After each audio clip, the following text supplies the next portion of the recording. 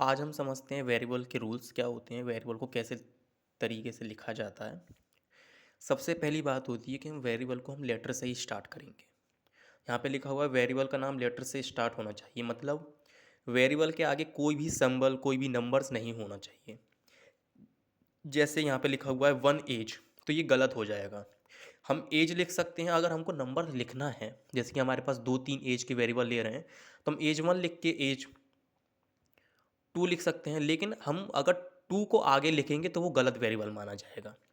ठीक है। हमारा दूसरा होता है कि हम क्या कहते हैं, स्पेस का यूज नहीं कर सकते वेरिएबल के अंदर।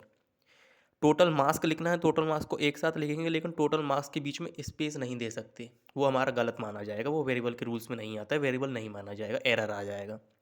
स्पेशल सिंबल्स का यूज़ नहीं कर सकते, जैसे कि ये 80 हैशटैग डॉलर या परसेंटेज का जो कोई भी निशान होगा, ऐसा हम वेरिएबल में यूज नहीं कर सकते हैं।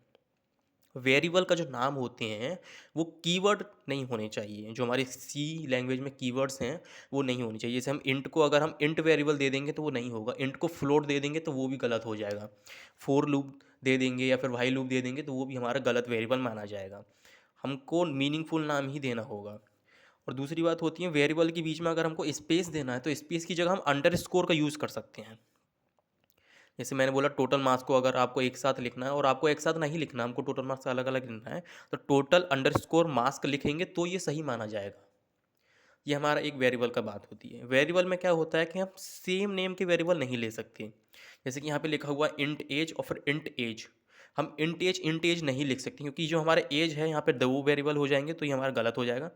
एज के बाद हम 1 लिख सकते हैं अगर हमको ऐसा कुछ वेरिएबल चाहिए तो।